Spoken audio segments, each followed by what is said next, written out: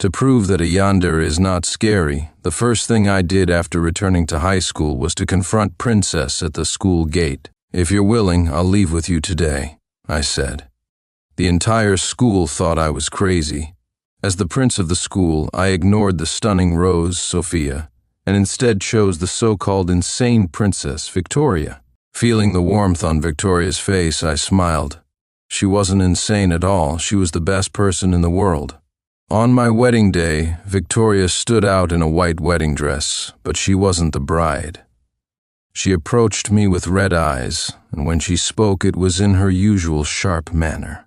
"Honestly, the bride looks quite average. Why don't you consider me instead?" she taunted. "Forget it with your heart condition. Marrying you would be a hassle," she added. I rolled my eyes and said, "My heart just has a minor issue. It's not life-threatening."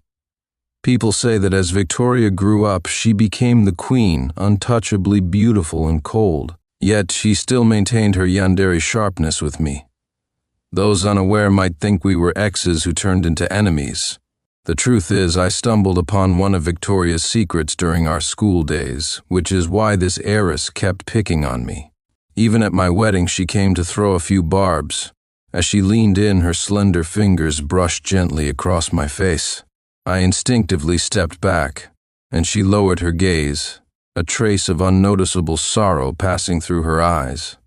Quickly she straightened up, smiled nonchalantly, and said, "You have streamers in your hair." Before I could respond, she mocked me. "Looking like that, I could kiss you? I wouldn't even consider it." I considered her words. She was an heiress and now a queen. How could she possibly like me? With that, she turned and left. During the wedding reception, I didn't see her again, and little did I know that her departing figure would be the last I ever saw of her. 3 years later, I unexpectedly suffered a heart attack and was rushed to the hospital for emergency care. The doctor assured my family it was a minor operation, nothing to worry about. However, the surgery went awry, and I urgently needed a heart transplant. My condition was critical, with no time to find a matching donor. Although unconscious in the ICU, I could hear voices. I heard my mother quietly weeping, mentioning that my wife, Sophia, had left, leaving a note. The note said I was a good person, but she took my savings card before leaving. Realizing this, I was momentarily shocked. The card was meant for hospital bills. It became clear Sophia chose to abandon me and escape with the money. Knowing I was close to death, her departure didn't sadden me. I didn't know how long I lay in the ICU, mostly unconscious. When I awoke after surgery, the doctor said it was successful. I asked my mother whose heart I had received, wanting to thank them. My mother avoided the topic, only handing me a bank card with, telling me to live well. Confused, I asked her how she got so much money. She claimed it was her and my father's retirement savings, but I didn't believe her. Both were teachers. How could they have saved so much? I didn't press further, knowing they wouldn't do anything illegal. After being discharged, a close friend visited me and told me Victoria had died. For some reason, my heart ached intensely, the question spilling from deep in my throat. How could she die? He shook his head, not knowing, but he did tell me where Victoria was buried. Her death was too sudden for me. I thought someone as selfish and yandere as her could live forever. I knew where Victoria lived and, as if guided by fate, I went to her apartment. The door had a code lock, which would lock after 3 incorrect attempts. I tried her birthday, her lucky number, but neither worked.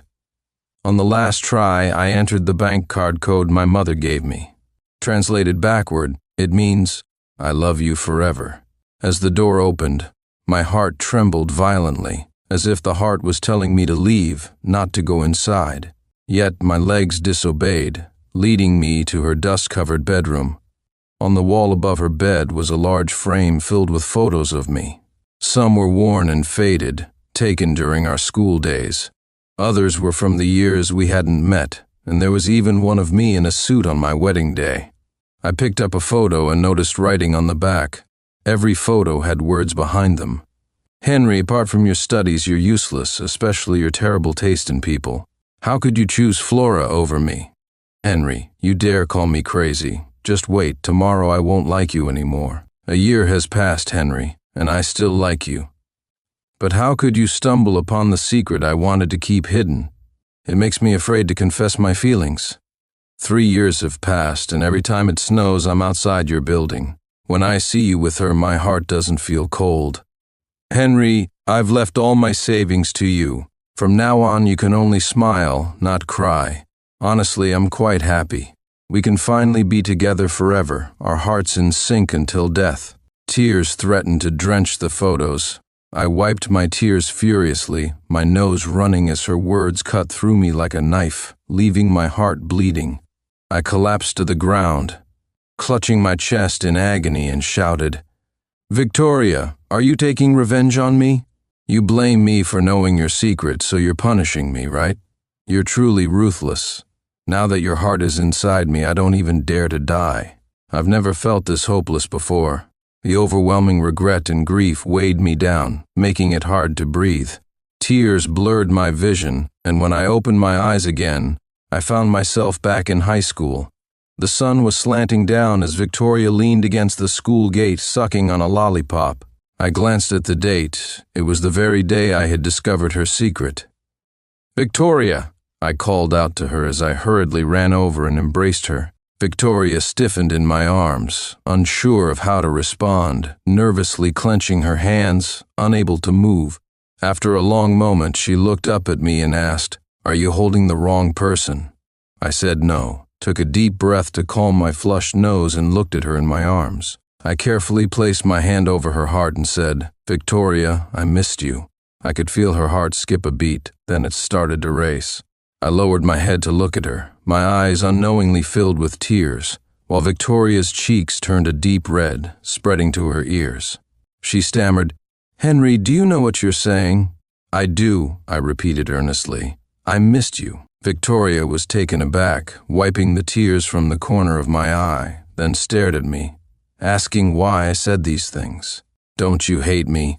Don't you hate me for acting like a lunatic and provoking you all the time?" she asked, her voice choked with emotion, her head hanging low. During our school days, Victoria and I were from different worlds. She was a wealthy heiress and a domineering figure at school, while I was the aloof scholar known only for my studies. I didn't hate her. We were just two different creatures, like birds and fish. Faced with her provocations, I didn't know how to react, so I instinctively avoided her. Just as I was about to explain, someone suddenly pushed her hard from behind and started yelling at her, "Victoria, have you no shame? Do you have to steal everyone I like?" Our classmates stopped and watched, curious. The one causing trouble was Sophia. While others might fear Victoria, Sophia wasn't afraid. She knew I liked her and that Victoria wouldn't dare touch her. Sophia took my hand and suggested, "Henry, let's go eat later, okay?" I shook off Sophia's hand and quickly steadied the almost falling Victoria. I looked at Sophia with disdain and asked, "Are you out of your mind?"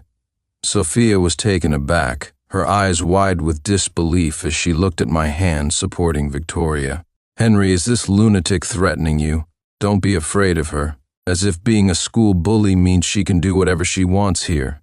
I'll report her to the teachers," she threatened. Rage surged within me. Would someone threatening me quietly protect me from the shadows? Would someone threatening me give me their heart when I was on the brink of death? Meanwhile, Sophia had taken the money meant for my treatment and left me behind. Thinking of this, I pointed at Sophia, my finger trembling with anger, and shouted, "If you're blind, go see a doctor. Stop parading in front of us. Who said Victoria is threatening me?" Sophia was stunned, her face turning pale as she looked at Victoria, then questioned me, "Henry, are you sure you want to defend this lunatic today?" I retorted, "Did you forget to brush your teeth today? Your mouth stinks. Lunatic this, lunatic that. Were you raised with no manners?" Sophia, furious, exclaimed, "What kind of bewitching potion did she give you? Don't tell me you like her." I replied, "Yes, I do like her," and then took Victoria's hand, adding, "But she didn't give me any potion. I like her willingly." As soon as I finished speaking, our classmates started murmuring in surprise. "Has Henry gone mad? Giving up the excellent student Sophia for a crazy, sickly girl?" But a classmate interrupted. "Grades aren't the only measure of a person. While Victoria might act a bit crazy at times, she's more beautiful than Sophia. During gym class, when a classmate almost got hit in the head with a ball, Sophia just watched and left, but Victoria rushed over to block it. That's why Scholar was unharmed. I think Henry and Victoria make a better pair. Sophia, overhearing the classmates, was infuriated, repeatedly demanding, "Henry, we're meant to be together. What's wrong with you?" I cut her off. "Who said we're a couple? Did you imagine it?" During our school days, I never dated Sophia. Our classmates paired us as the double scholar couple, and over time, everyone thought we were dating, even saying we'd be the ideal example of a first love leading to marriage. Looking back now, it was disgusting. Sophia, grinding her teeth in frustration, said, "Being with this lunatic, you'll regret it one day." I laughed. "Don't worry, I definitely won't regret it. You're the real lunatic with no morality or character." Sophia hit where it hurt, was enraged, and charged at me, grabbing my arm. Seeing this, Victoria's face turned dark, and she quickly stepped forward, seized Sophia's wrist, and twisted it sharply. There was a loud crack of dislocated bones as Sophia let go of my arm, wailing in pain. "Let go of me," Victoria said with a cold face, her eyes reflecting a deranged look. She twisted Sophia's wrist forcefully and said icily, "Next time you dare to pull him, believe it or not, I'll break your hand. You know I'm a lunatic, I'll do anything." Sophia was so frightened that she was sweating all over. She nodded vigorously, hurriedly saying, "I won't, I don't dare." As soon as Victoria let go, Sophia, tears in her eyes, scrambled away. Victoria turned around, looking at me with an odd expression, hiding something I couldn't decipher. Without a word, she strode off with long legs. I checked the time. There were 3 hours left until I discovered Victoria's secret. I had to stop it from happening. I followed her closely and called out to her, "Victoria, I need to talk to you." She ignored me. Once we reached a secluded spot, she suddenly turned around and said, "You're not Henry. Who are you?" I stopped in my tracks, surprised for a moment before I asked, "Why do you say I'm?" Victoria was bruised and battered, her forehead bleeding and her lips swollen, yet she didn't utter a sound. It seemed she was accustomed to the abuse from the man. No one dared to intervene. Nearby, the driver and butler sighed, saying, "This child has such a hard life. Her mother was a hostess and her father disowns her, seeing her as a disgrace. She lives cautiously in the Lord's house, often beaten to a pulp. Such a tragedy." Stunned, I had always thought Victoria was a carefree princess. I never imagined she came from such a suffocating family background with a mother like that. Terrified by the scene, I quickly called the police. The driver, seeing this, came over to stop me. "The police won't help. It's a family dispute, and the Lord's influence is not something you can challenge. I advise you not to meddle. You understand the saying, mind your own business?" I looked at Victoria with mixed emotions, only to lock eyes with her unexpectedly. The moment she saw me, her radiant face turned as pale as paper, showing shock, panic, and helplessness. Various emotions flashed through her eyes before she quickly averted her gaze, her lashes trembling. Back then, I didn't understand Victoria's feelings. She didn't want the person she liked to see her in such a miserable state. Anyone could see it, but not me. With the intention of helping a classmate, I mustered the courage to confront the man. "I've called the police. If you don't let her go, you'll end up in jail." The man glared at me fiercely upon hearing the word police. "Do you know who I am? I can have you killed." I sneered. "Even if you're a king, hitting someone will get you locked up for hours." Enraged, the man swung his fist at me, but the butler rushed over to stop him. "Sir, the company is about to go public. Don't cause trouble." Reluctantly, the man lowered his fist, but not before spitting disgustingly at my shoes. "You'll pay for this," he threatened as he left. After the man left, I intended to take Victoria to the hospital, but she pushed me away coldly. She wiped the blood from her face, turned her head slowly, and said in an icy voice, "Get lost." I wasn't angry. Her mood was always unpredictable. As I was about to leave, a woman with a gaudy appearance walked up, arm in arm with a middle-aged man with a beer belly. If witnessing Victoria's abuse made her angry, the next scene shattered her spirit completely. The woman walked straight to Victoria and said, "This is your stepfather. Your stepfather lost money gambling. You're the Lord's daughter. Get me the money." Victoria's eyes turned red. "I don't have any money." The woman patted Victoria's cheek. "You're the Lord's daughter and you don't have money? I gave birth to you for nothing. If it wasn't for me seducing Vincent back then, you wouldn't be here as a princess." When she mentioned being a hostess, Victoria looked at me in panic. Seeing I was still there, she gritted her teeth and growled at the woman, "Enough, stop talking." Victoria didn't know that when her father was beating her, I had already learned her mother was a hostess. Seeing Victoria didn't give her money, the woman threatened, "If you don't get me $100,000 in a week, I'll tell Vincent you're not his biological child and let you end up on the streets." After saying this, the woman left with the man without looking back. Victoria was covered in blood from her father's beating, yet she didn't shed a tear. But now her eyes were red and tears welled up as she stared at the departing woman. "Why give birth to me if you won't be good to me?" She stood on the dimly lit street, her back suddenly hunched. As night fell, darkness eventually consumed her. When she turned away, I left early, knowing she didn't want me there, witnessing her scars. The next day, Victoria came to school as if nothing had happened. She wasn't despondent or down, her temper as bad as ever. The only difference was she was harsher to me. I knew she blamed me for discovering her secret, the suffocating family, the abusive father, the hostess mother. Everything she wanted to hide was revealed to me.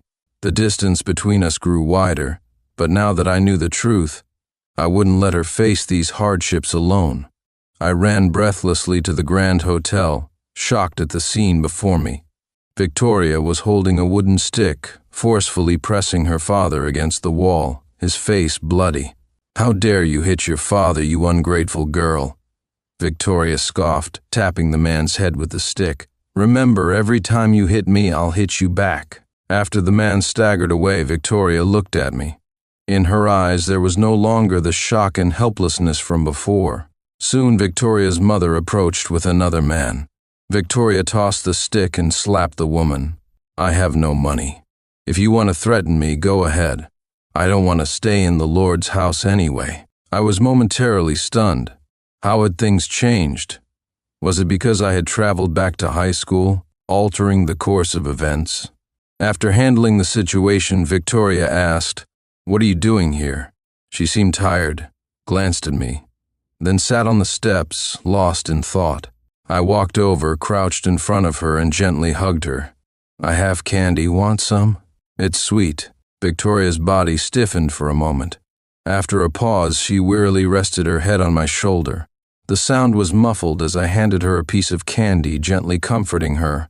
"The tough days are over. Life will be sweet from now on." Victoria, with tears in her eyes, cried out, saying that at such a confused age, nothing seemed to go right. I didn't ask what happened. I just held her quietly. In this world, everyone has their own snow, their own secrets and clarity. No one can truly empathize. She had suffered too much, and I couldn't reopen her wounds. If one day she wants to share the pain of her family with me, I will hold her like this, gently, and give her another candy, telling her that the hard days are behind her.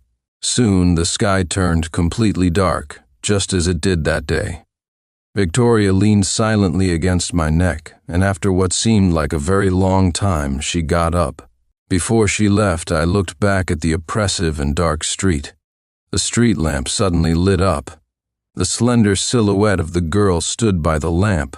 When she looked at me, her once lifeless eyes sparkled with a faint light. She curved her eyes and smiled. "See you tomorrow, Henry." I was momentarily dazed. Victoria seemed different, stronger. The next day, my mom woke me up on time. "Henry, get up for school, or you'll be late." I turned over, murmuring, "Don't call me." "Henry, stop sleeping, get up." "I don't want to wake up, don't call me." My blanket was suddenly pulled away. "Get up quickly, don't call me." I opened my eyes and shouted, "I said I don't want to wake up, can't you understand?" My mom stood by my bed, startled, asking in shock, "Henry, did you take the wrong medicine? Why are you so temperamental? Why are you so excited about waking up for school?" I was momentarily lost, my chest inexplicably tight. Yes, why was I so excited? Sorry, Mom, I'll get up now. I hurried to wash up and went to school. Going upstairs, I saw Scholar blocking Victoria at the stairway. Scholar said, "I can help you with your studies. You'll definitely get into college." Victoria stood on the stairs, her delicate face stunned. Seeing her unresponsive, Scholar nervously clenched his hands and continued, "Honestly, I like you. I want you to stay on the right path." He anxiously explained, "It's not because you helped me block the ball yesterday that I like you. Do you remember the first day of school? The sun was shining brightly, and you were late for the flag-raising ceremony. You suddenly ran and stood in front of me. As I looked up, you turned and smiled at me unexpectedly. I was stunned by your smile. From that moment, Victoria, I liked you. It wasn't sudden. I've liked you for a long time." Everyone knew Scholar liked Victoria back then. His affection was passionate and honest. I vaguely remember during lunch break, passing by the corridor, Scholar and his friends were walking by. Scholar gazed intently at Victoria, who was sleeping on the desk. His friend teased him, "Why do you like Victoria? Besides being beautiful, she doesn't seem to have any other good qualities. Her temper is terrible. Why do you like her?" Scholar smiled nonchalantly, looking at Victoria. His smile widened. "No reason. I asked my heart, and it said it was involuntary." His friend laughed, quoting Lu Xun's love lines. "You're using them well, buddy." I put away my reminiscing thoughts and looked up at Victoria. She stood on the stairs, her face beautiful and delicate. The breeze gently lifted the strands of hair on her forehead, revealing her fair, jade-like neck. Usually with a cool demeanor, her smile was as vibrant as spring, captivating and hard to look away from. Yes, Victoria has always been dazzling. She deserves someone excellent to love her. "I have a boyfriend," Victoria pointed at me. Scholar turned back in shock. He couldn't believe Victoria had a boyfriend. He had never heard of Victoria liking anyone. He asked me, "Are you really her boyfriend?" I nodded. "Yes, I pursued her. We just confirmed our relationship yesterday. Her temper isn't good. Maybe you should find someone else to like. As for tutoring, I'll help her instead." Scholar lowered his head in disappointment and said to me, "I won't bother her anymore. I knew she would reject me. I just didn't want my youth to have regrets." After he left, Victoria said to me casually, "Thanks." I frowned. "What do you mean, using me as a shield?" Victoria approached me and asked, "What, do you really like me?" Time stood still for a few seconds. I looked at her seriously. "There's no doubt about it." She paused slightly. "Aren't you afraid of my bad temper?" Just as she finished, she suddenly brought her face close to mine, smiling charmingly. "Why don't you kiss me? Then I'll obediently listen to you. If you tell me to go east, I'll—" Before she could finish, I kissed her, stopping her words. She froze, her face turning red. I shook my head, pulling her arm towards the classroom. "Back to tutoring. I'm done with you, such a tease." In the classroom, I switched seats with a classmate to sit next to Victoria. I opened my textbook, planning to help her with her ST as I was talking. I mentioned that staying up all night playing video games could lead to hallucinations. Ethan took off his school jacket and covered Victoria's head with it, saying, "Victoria, sleep now." Victoria angrily pulled the jacket off and threw it back at Ethan, glaring at me. "Don't be mad," I said, standing up to pull the curtain shut. "There, now you can sleep." Ethan gave me a thumbs up. "You really are the scholar, always so considerate." Victoria tapped her fingers on the table. "Can you two be quiet? Stop disturbing my study time." Ethan and I chimed in unison. "You studying? You two are like talking nonsense in a coffin." We swore we weren't being sarcastic. I was genuinely surprised.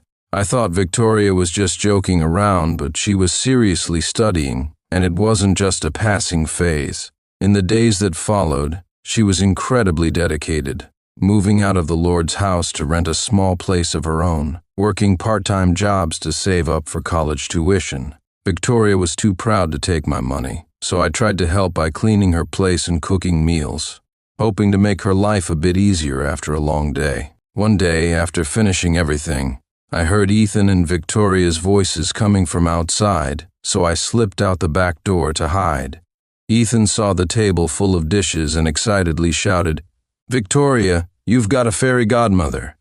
They sat down and started eating while I watched eagerly from the window, hoping the meal suited Victoria's taste. Suddenly, they both bent over and started retching. Ethan wiped his face and angrily cursed. "The neighbor's pepper air drying must have gone into our food. Who made this horrible dish? Victoria, did you upset someone recently?" Victoria thought for a moment and said, "No, but let's not waste food. It's tough to make money these days." She put a piece of meat in her mouth, then quickly spat it out. "Let's just eat out next time. Victoria, change your lock, it opens too easily. Who knows what malicious person cooked this meal? Get a new lock to keep them out." After they left, I tasted the food myself. Was it really that bad? I retched, realizing it was indeed terrible. I gave up cooking and thought of another plan. Packing a large bag, I headed out. My mom called after me. "Where are you going?" I replied, "I have something to do." As I left, my dad asked my mom, "Honey, have we been robbed? Things keep disappearing, like meals and even the pickles I made." My mom rolled her eyes. "Your son leaves with a big bag every day. You just noticed?" I placed the food in Victoria's fridge so she could heat it when she got back. I also stocked up on essentials like toilet paper, detergent, and toiletries, so she wouldn't need to buy them. Time flew by as we kept busy. The summer cicadas sang constantly, and before we knew it, we were in our final year, with college entrance exams approaching. I asked Victoria, "What school do you want to attend?" She leaned on her hand, looking lazily out the window. "Medical school." I was surprised. "Why do you want to study medicine?" She put her hand down, smiling at me, obviously changing the subject. "What about you?" I replied, "I want to go to the law school at King's University." Victoria's eyes widened slightly. "Why change your major?" I never said what major I wanted before, so how could I change it now? Victoria always seemed to know everything, as if she'd lived this life before. If that were true, it would be wonderful. She could find peace with her family issues and avoid future troubles. I hoped she could live more freely this time. Seeing me lost in thought, Victoria snapped her fingers in front of me. "Why are you spacing out? Why change your major?" I smiled without answering, thinking I wanted to be a lawyer to protect Victoria from anyone who would harm her. But I casually said, "I think being a lawyer is cool." Then I took a strawberry-flavored candy from my pocket and offered it to her. "Here, open your mouth." She parted her lips slightly, and I playfully pinched her cheek. "Good girl. Let's work hard for our exams." The countdown to the exams on the blackboard decreased each day. Soon we graduated, leaving our youth in the heat of summer.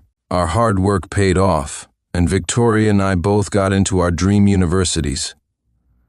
In college, we were separated by distance, talking on the phone every day, and started a long-distance relationship with occasional arguments. Her friends told me many handsome guys were pursuing her, so in a fit of jealousy, I bought a ticket to New York City to see her. On the train, I called Victoria. "Meet me at the station," she replied. "Don't tell me you're coming to see me." I had a bad feeling. "Don't tell me you're also coming to see me."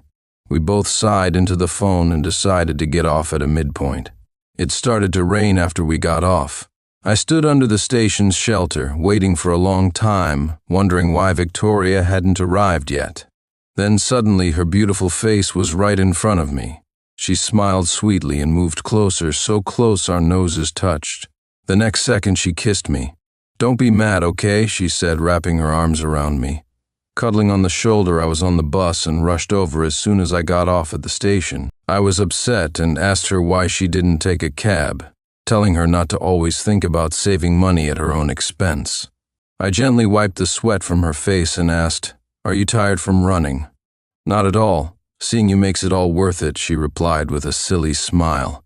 As the sky darkened, we held hands affectionately, looking for a place to stay. When we arrived at the hotel, we exchanged glances. I had booked a room with a double bed. Feeling a bit awkward, I said, "I'm going to take a shower." I quickly added, fearing Victoria might misunderstand, "I really just want to take a shower. I'm all sticky." Victoria nodded. I know, go ahead. After showering, I wrapped myself up tightly and jumped into bed. Don't worry, I won't touch you until we're married, I assured her. I'll go to sleep first. You go ahead and sleep too. Victoria then got up to shower. When she came out, she unexpectedly slipped into my bed. I was startled like a frightened rabbit and nervously asked, "What are you doing?" She whispered in my ear, "I just want to kiss you, nothing more." She leaned in and kissed me several times. Blushing, I turned over, clutching the blanket tightly. Be rational, I warned. Victoria switched off the light and hugged my waist from behind. Don't worry, I won't touch you, she said. You're holding me too tight, I replied. I'm just making sure you're warm, she said. It's summer, you don't need to, I responded. Blame it on the air conditioning being too cold, she replied. Her hand moved lower, making me tense up. Where are you touching? Or stop it. I struggled, embarrassed and angry. Time flew by after university. Victoria became a renowned doctor, and I became a lawyer.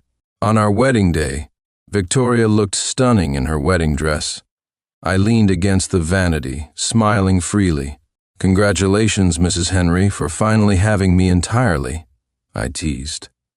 I won't mention your roguish behavior that day, I added. Victoria gave a mischievous smile. Tonight, it's your turn to take the lead. Under the blessings of our friends and family, we completed our wedding ceremony. Our married life was blissful, filled with simple joys. In the bustling streets, I would greet Victoria with flowers as she finished work. Afterward, she would rest her head gently on my lap, watching dramas while I lovingly fed her snacks. I thought life would always be this happy, but in the third year of our marriage, at 27, I couldn't escape a heart attack. This time, I wasn't afraid because Victoria was my surgeon. As I was wheeled into the operating room, Victoria held my hand tightly.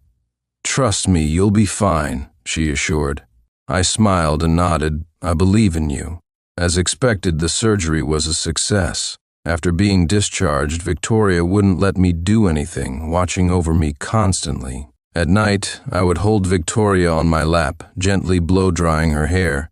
She nestled in my embrace, and as I gazed out at the moon, I couldn't help but say, "The moonlight is so beautiful, it's unreal, like a dream."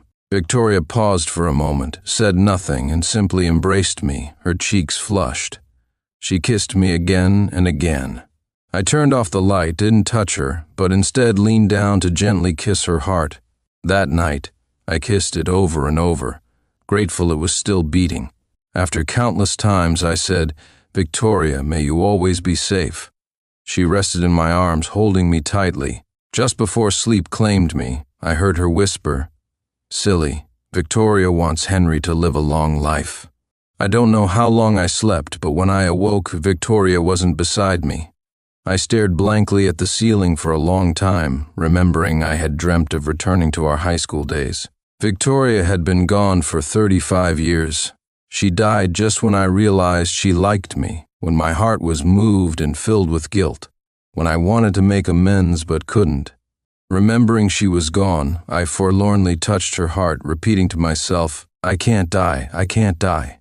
Her heart was still within me, but being awake was too painful, so I closed my eyes again, sleeping for a long, long time. Engulfed by regret and guilt, I sought redemption in my dreams until I was and fell ill. I could no longer distinguish between dreams and reality. I saw Victoria standing on the platform of the afterlife, smiling at me just as she did at 27, gazing deeply into my eyes. Henry, it's been a long time.